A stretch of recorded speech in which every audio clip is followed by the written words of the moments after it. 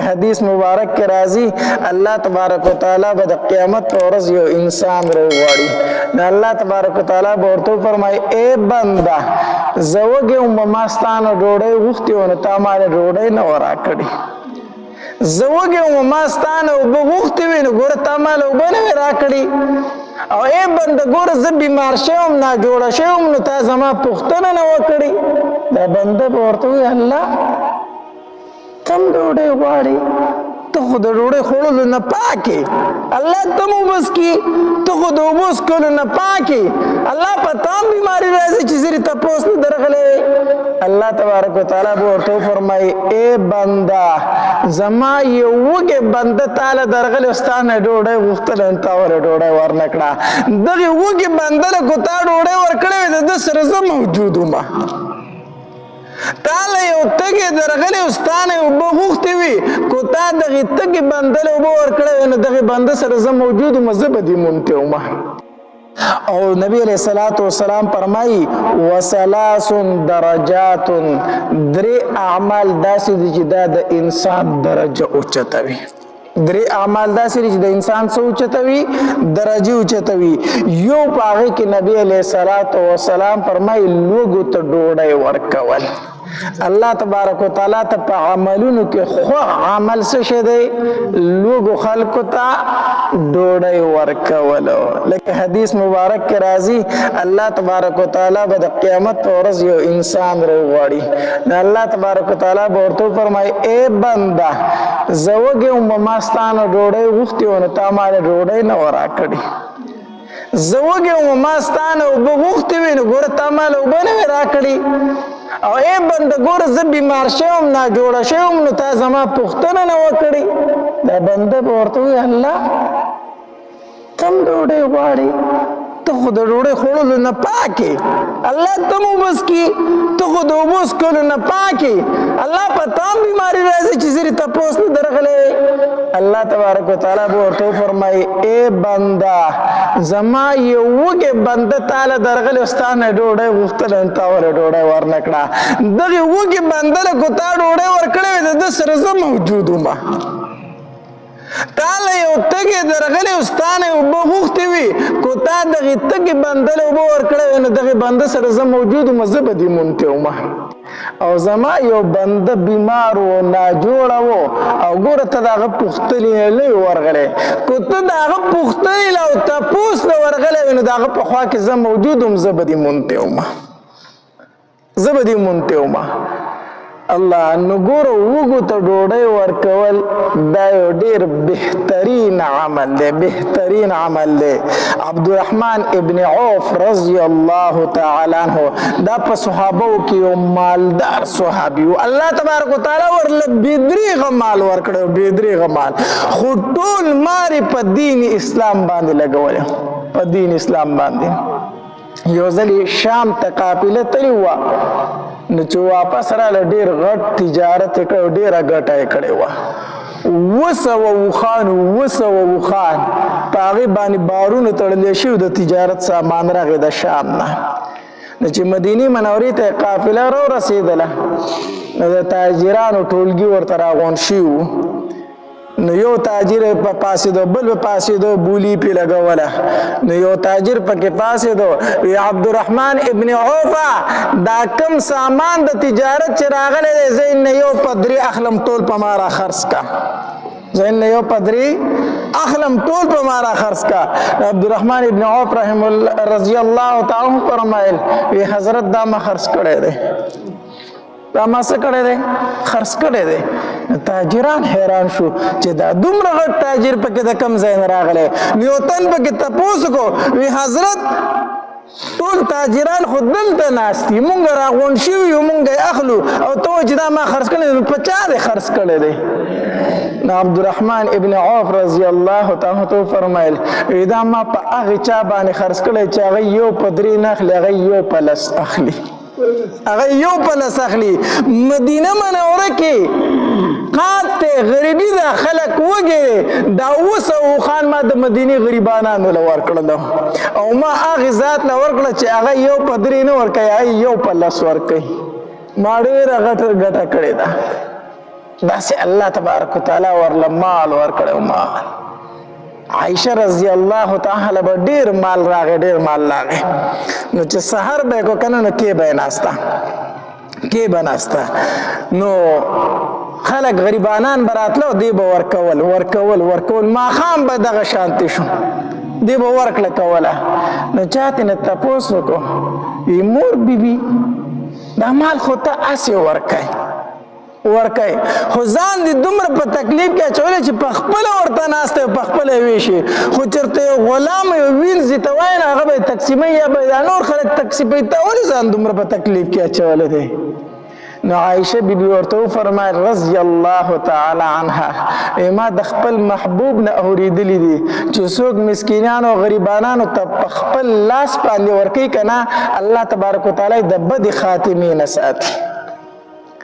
الله د ناکار خاتمې نه ساتي. نو زه په خپل لاس ځکه ورکړه کوم چې الله زما خاتمه هم ښایسته کړي د بدې خاتمې نه مې الله وساتي. دا دغې عادت و په خپل لاس باندې به یې ورکوله په خپل لاس باندې به یې ورکړه کوله. الله د عمر رضی الله تعالی عنه دور خلافت و قادسالي شروع شوه اعلان یې وکړو وی د بیت المال نه به روزانه 20 اوښان علالوئ خلکو ته ډوډۍ ورکوئ 20 اوښان.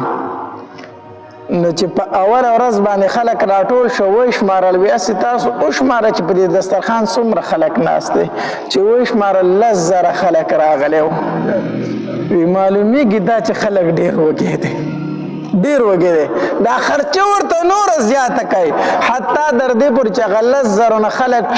دا 40,000 ته ورسېدل. په یو ټیم باندې به د عمر رضی الله تعالی په دسترخوان باندې به 40,000 کسانو خوراک کو او تر څو پورې چې مدینه منوره کې قادسالي وه نو عمر رضی الله تعالی کور ډوډۍ نه وخوړلې د خپلو بچو د خپلې ښځې سره ډوډۍ نه وخوړلې. وی زه کور ډوډۍ نشم خوړلی زما خلک به بار وږي او عمر به د بچو سره ناستې به دسترخوان ډوډۍ به خوري. وی کم خلک چې په کم دسترخوان ډوډۍ خوري په هغې دسترخوان به عمر هم ډوډۍ خوري الله. نو نبی علیہ الصلوۃ والسلام فرمایي کو درجې اوچتول غواړې که نه نو لوږو باندې ډوډۍ وخوروه په وږو باندې څه وخوروه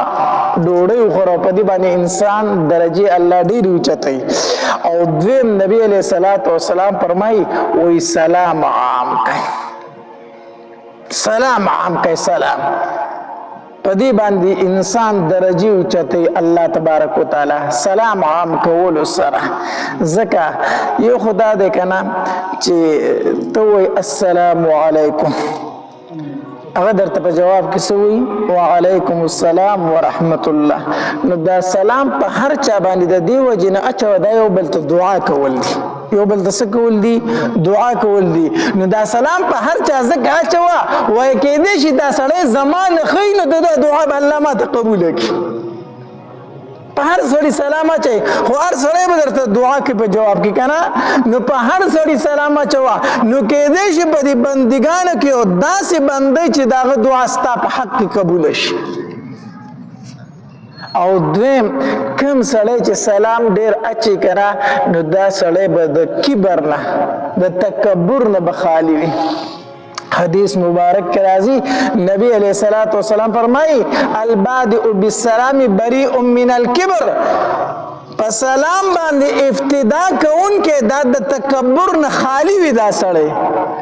متکبر انسان سره دی به ټول عمر په دې تمه چې یاره ما باندې چا سلام واچولی زه به جواب ورکړم دیو چاته سلام نه کوي دی به ځاله په خرش پرش کې ګرځي یاره کو ما ته چې اواز وکړو زه به وکړم که نه زه نه کوم نه ابتدا بالسلام سلام کې ابتدا کوونکی دا سړی به د تکبر نه څه وي خالي وي. نو که زړه دې غواړي که نه چې زه د تکبر نه خالي انسان د الله په دربار کې ولیکلی شوی نو سلام په هر چا باندې ورچوه بس دا علاج دی د تکبر د ختمېدو علاج څه شی دی په هر چا باندې سلام اچول دا د تکبر د ختمېدو علاج دی نو سلام اوس مصیبت دا دی چې مخکې به خلک یو بل سره چېته خط پیلېږو میسیج به یې کو نو لومبی به ورته وي السلام علیکم ورحمت الله وبرکاته اوس پکې څه کوي هیلو نه هیلو څه شی دی هیلو څه مطلب دی بعضې پکې هغه ایچ آی راولېږي هي دی که څه شی دی د دې څه مطلب دی ما ته چې څومره میسیجونه راځي ما هغې میسیج لا جواب نه دی ورکړی چې چا راته دا هي غونته رالیږلی ما له د دغې میسیج جواب نه دی ورکړی زم دا څه شی دی لکه هیلو په مونږ معاشره کې نن سبا د دوو څیزونو ډېر زیات کمی دی د دوو څیزونو ډېر زیات کمی دی زمونږ په معاشره کې کم یو سلام دویم جزاک الله یو سلام دویم جزاک الله زمونږ په معاشره کې د دې شي ډېر زیات کمی دی سلام هم څوک نه اچوي او دویم که څوک در سره خواله وکړي که نه نو هغه به تا یا ته چا سره خواله وکړي نو پکار دا ده چې هغه تا ته ووایي چې جزاک الله نو هغه به درته ووایي تھینک یو که څه شی وایي ما له خو راضي یم نه تھینک یو که نه غالبا دغه الفاظ دي اوس داسې شی شو حدیث مبارک کې راځي نبی علیہ الصلوۃ والسلام فرمایي چا سره د احسان وکړو او هغه درته په جواب کې جزاک الله وي هغه ستا سره د هغې نه غټ احسان وکړو غټ احسان وکړو ټیک شو چا در سره ښه وکړو که نه ته ورته په جواب کې څه وي جزاک الله ته دې بدله دې الله تعالی درکړي نبی علیہ السلام فرمایي دې سړي پې د هغې نه غټ احسان وکړو چې د ورته جزاک الله وي د هغې نه غټ احسان وکړو نو دعا کول دي الله دې تا ته اجر درکړي نو اوس تھینک یو یا تھینکس یا دا څه شی دی د دې اړو څه مطلب نشته دی نو زموږ معاشره کې نن سبا دا دوه کمۍ زیاتې دي یو سلام او دویم جزاک الله نو بهرحال چې څوک در سره خواله وکړي نو ته ورته په جواب کې څه وایه جزاک الله الله دې تعالی را دې بدلې درکړي او دریم نبی علیہ الصلوۃ والسلام فرمایي وایي د شپې په وخت کې تهجد کول دا داسې عمل دی چې د انسان په الله درجې اوچتوي د شپې په وخت کې تهجد کول په نفلونو کې بهترین نفل چې دی هغه تهجد کول دی تهجد کول بهترین او کو دا غواړي چې الله زما حاجات پوره کړي نو د شپې په اخیره حصہ کې پاسه الله ته ودرېږه او دعا ترې غواړه الله تبارک وتعالی قبلوي ځکه حدیث مبارک کې راځي نبی علیہ الصلوۃ والسلام فرمایي وایي کومه دعا چې د ټول نه زر قبلېږي یو د تهجد په ټیم کې دعا غوښتل او دویم د فرض مونځ نه وروسته دعا غوښتل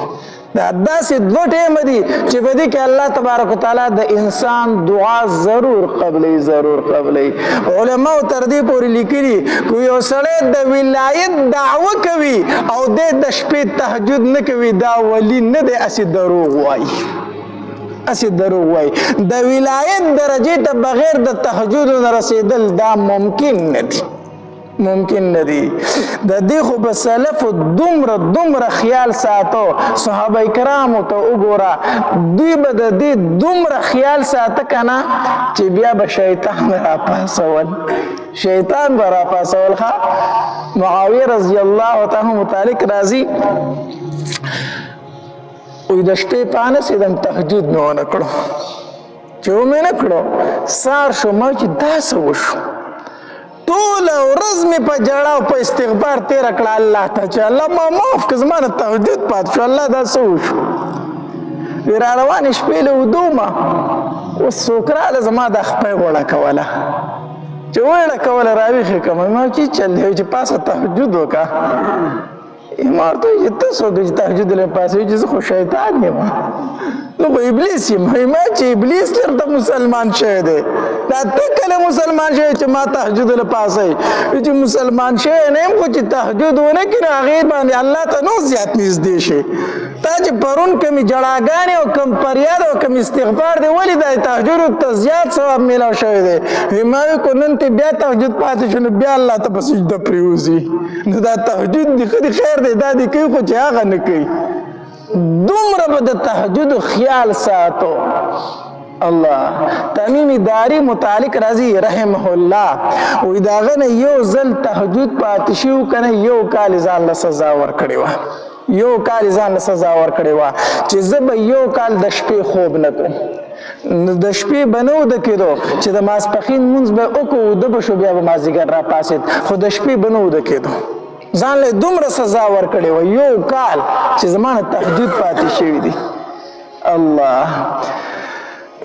نو د تهجد خیال ډیر کوئ ښه نو ګوره نو مسله دا ده چې موږ خو تر شپې خو د موبایلو د هر څه نه مو ایستو د موبایلو نه دی د هر څه نه ویستو